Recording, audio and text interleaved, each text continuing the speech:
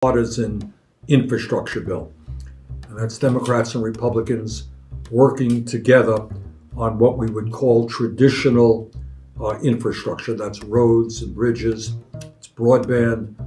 We have a ton of news to cover surrounding your fourth stimulus check, and of course, the new Social Security raise that President Biden must sign. Welcome back to my channel, everybody. I hope all of you guys are having a great day. This is your fourth stimulus check update and daily news report. So many school districts and states are spending big chunks of their historic federal stimulus cash on one-time bonuses to teachers and staff members over the objections of some parents and others who claim that such payments violate the intent of the federal funding. Districts in Tennessee, Texas, California, and Georgia have approved a four-figure thank you bonus, and what they say is an attempt to stave off teacher resignations and to boost staff morale after an unprecedented year that required adapting to virtual teaching. So if any of you guys are a teacher, then you should expect to receive an additional stimulus payment from your own state, which is great news. And I personally believe that more states across the country should send out their own fourth stimulus check. If you guys agree, then let's get this video to 1,000 likes, and do not forget to subscribe to my channel.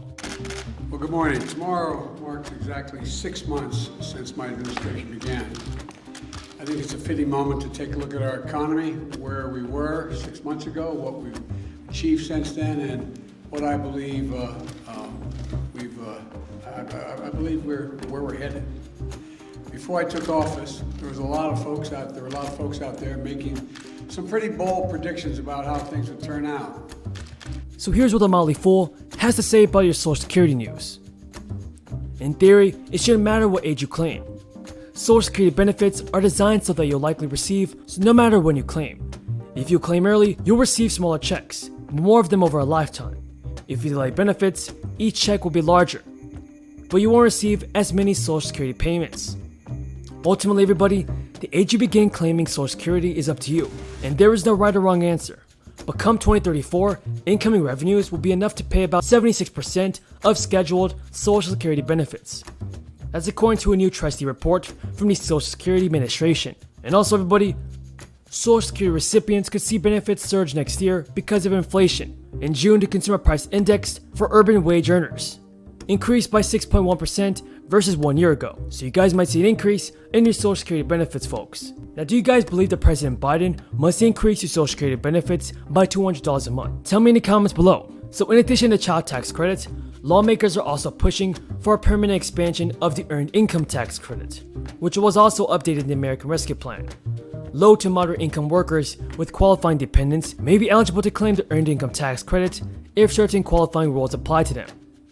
You may qualify for the Earned Income Tax Credit even if you cannot claim children on your tax return. The Earned Income Tax Credit provides substantial support to low and moderate income working parents. By design, the EITC only benefits people who work.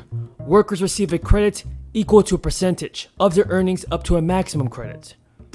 And folks, lawmakers rush to study a roughly $1 trillion bipartisan infrastructure agreement as one of their central financing proposals threatened to fall out of the plan before an initial Senate vote next week, gauging the deal's support. In an hour-long meeting with White House officials, Republicans and Democrats have spent weeks negotiating the deal again and grappling with how to pay for it. Lawmakers and aides said the group may abandon an effort to raise revenue to enhance enforcement, after some Republicans said they were concerned about granting the tax agency new power. Folks, dropping that proposal would mean the group would need to find out alternative ways to cover the full cost of spending, roughly $600 billion of which is above projected future federal spending on roads, bridges, and water projects. Republicans had already questioned whether the plan would be fully paid for through a mix of repurposed federal funds, IRS enforcement, and public-private partnerships. Republican Senator Mike Rounds, one of the 11 Republicans who had previously endorsed the agreement, said that we've got a long way to go. Pay-fors are still a big part of that, and we don't have this resolved yet. Folks, I just hope that we will see Democrats and Republicans agree on this bill soon. And I think the Democratic lawmakers should use the budget reconciliation process to get this bill passed. Chuck Schumer even said that everybody has been having productive conversations, and it's important to keep the two-track process moving. Folks, who do you think is holding back our stimulus check? Tell me your thoughts in the comments below.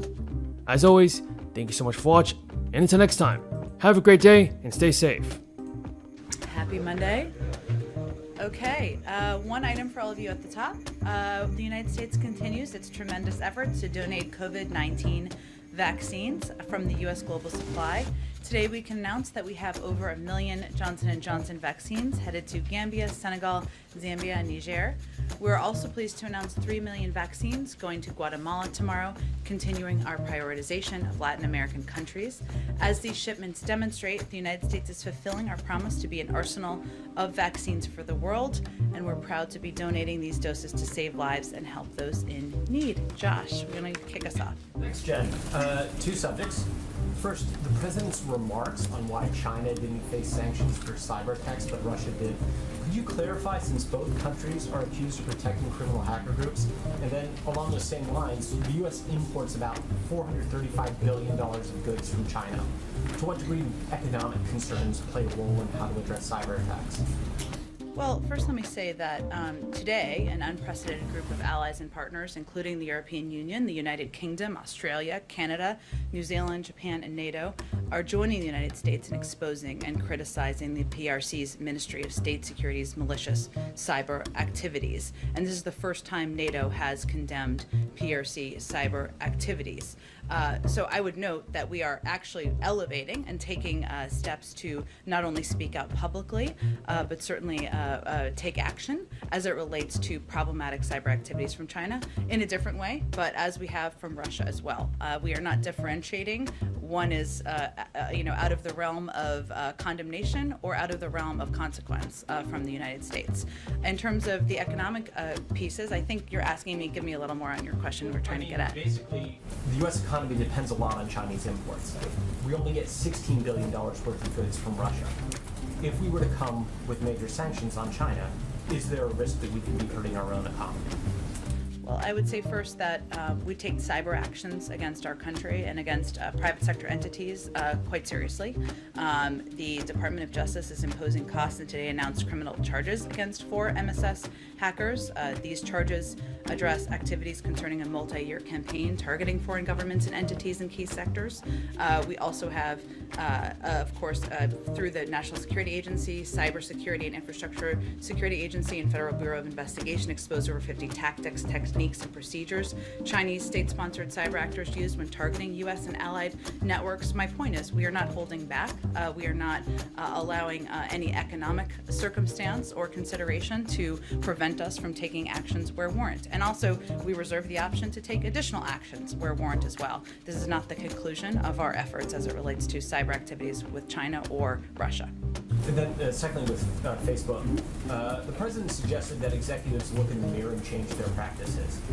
Does that mean the administration isn't considering any regulatory or legal moves to possibly address